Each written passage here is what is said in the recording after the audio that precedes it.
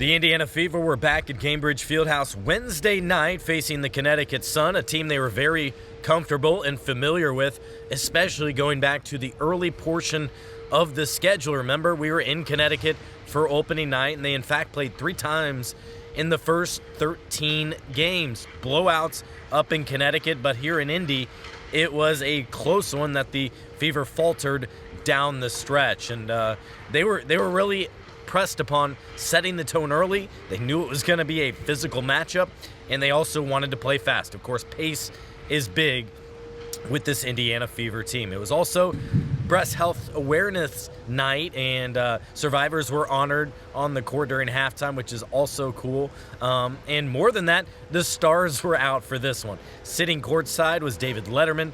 It was Caitlin Clark's college coach and Lisa Bluter. You also had Olympic gymnast Simone Biles, track star Gabrielle Thomas. Colts quarterback Anthony Richardson is not this week, but the next week is opening weekend for the NFL. And again, there was a lot of familiarity between the two teams, and although they hadn't seen each other in over 2 months. So Caitlin Clark telling me before the game, that felt like a season ago. They were a very different team. She's a much different player, a much more confident and comfortable player about what she can do and what her teammates are and how they've played together in this one. Now, Katie Lou Samuelson was available just 6 minutes, took herself out of the last game up in Minnesota due to illness. She was a game-time decision, warmed up prior to this one, but Lexie Hull ultimately getting the start and played very well, as I'll get into here throughout. Now, these games, they're still a big attraction. I met up with a friend before the game, a little bit older, and tried to get a suite for his company. Well, they were sold out, so I had to find another option. And more than that, I'm still impressed pregame how Caitlin Clark spends at least 5 minutes signing autographs after she's done with stretching and after she's done getting her individual work out on the court. Now, once the game tipped off, Fever in their home white uniforms, which I appreciate, we saw Nalissa Smith exit the game just 2 minutes in with what looked like maybe an injury or shaken up. No big deal. She ultimately was able to return to the game.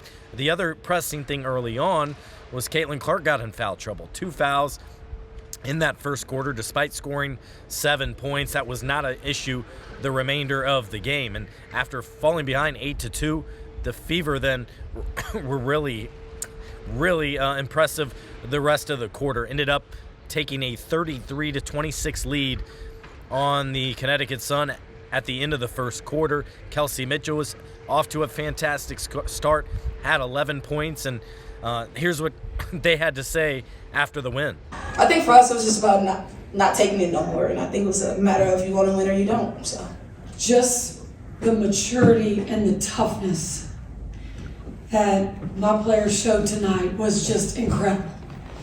I mean, we're watching them just grow up, right? Like from where we started to where we are now. Just the way they've just consistently improved with that 1%. So for me, proud for the win. Connecticut is an incredible team. They're the best defensive team in the league. And they just are going to make everything really hard and be very physical, and you can't let that get to you. I thought the game got real chippy there for a little while, and I think I called a timeout just to make sure that we just kept our composure. Didn't need to let that get to us, just keep doing what we were doing. Now, the Sun are coached by Stephanie White, an individual we're all so familiar with, right? From Indiana, Miss Basketball, Purdue national champion, former Fever coach, player, assistant coach. She's done it all. She's now leading the Connecticut Sun, and she didn't like how they played in that first half, yielding 33 points in the first quarter, saying, in that first period, she really felt like their 5 players were playing individually defensively, and then they were more connected after that and over the final 3 quarters. And in fact, in the fourth quarter, they kept the Fever to 15 points despite the losing effort. Now, post-game, it was really interesting to see some of the interactions. I highly recommend that you go back here and watch the entire press conference. I got a 3-shot so you could see all 3 players. A lot of praise for Kelsey Mitchell, a lot of praise for Lexie Hull, some good interactions with Caitlin and Lexie as well. A prime example of how this team is coming together. Here's an example, in fact, of Caitlin thinking, was this the first time maybe since 2016 beating the Sun? No, but it was 2021, so it has been a while. I agree with Kelsey. It's been since what, 2016, since the Fever have beat. 2021. Sorry, not 2016. What happened in 2016? Four for 24 since. Oh yeah, 4 for 20. A lot happened in 2016. I was 14, but anyway, I think it's a big win for us. I don't know. I mean, this is a team that we felt we hadn't really given a game to at all. We felt, I think especially here, like we felt like we gave one away. But you're really seeing the chemistry and everything come together, a large part due to lack of games, more practice time, and especially the Olympic break. Kelsey Mitchell talking about how they're gelling together, how they're playing with attitude, and maybe some swag. I think that what we bring to the table and who we are and who we're growing and showing to be is just who we are. I think that what Caitlin brought obviously helped, but I think her and her play and utilizing us to like show as a group what we can do is super special. And I think that the swag's going to continue to drip, I guess, because I mean we only gelling more and more together, and I think the sky's the limit for us. Now, a notable moment in that first quarter as Caitlin Clark made her first three-pointer to set the rookie record for threes made, beating the record by Ryan Howard previously. And there's still 3 weeks left in the season. She didn't really care too much about individual records, especially something like this. It's a rookie record. She's more focused on team record, getting to the postseason, which is the ultimate goal, and then moving past that for all-time records. But again, she's just 22, just in her rookie season, and she did this despite not really shooting well from deep this season, just 33%. A game tonight where she was 3 of 12 from distance. But all that said, it was a notable step in her rookie season. The three-point record is cool, and I think it just speaks to the way we play offense and the way we've been playing offense, especially as of late, like just fast, up-tempo.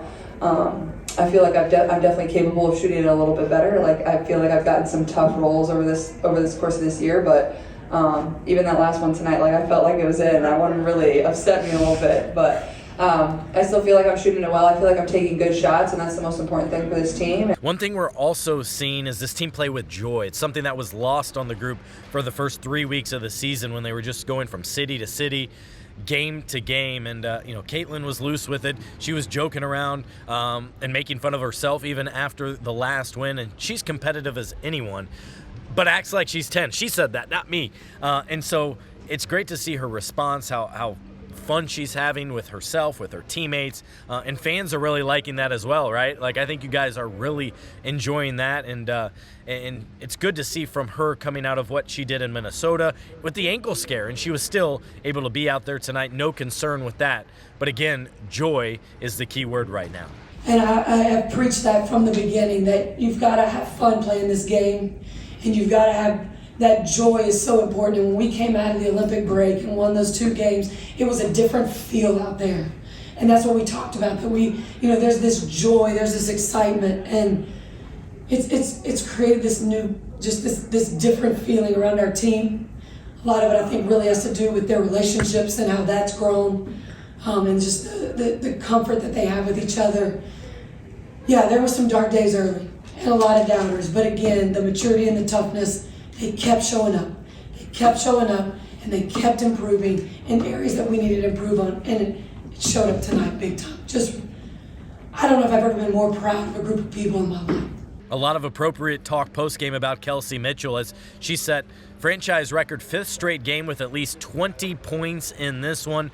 All the starters for the Fever, in fact, reached double figures, with Kelsey Mitchell leading the way with a game-high 23 points, and her teammates praised her, and so did head coach Christy Sides. Kelsey Mitchell is just the most unbelievable professional athlete that I might have ever been around. She might not be happy all the time about certain things, but Kelsey Mitchell is going to show up every single day.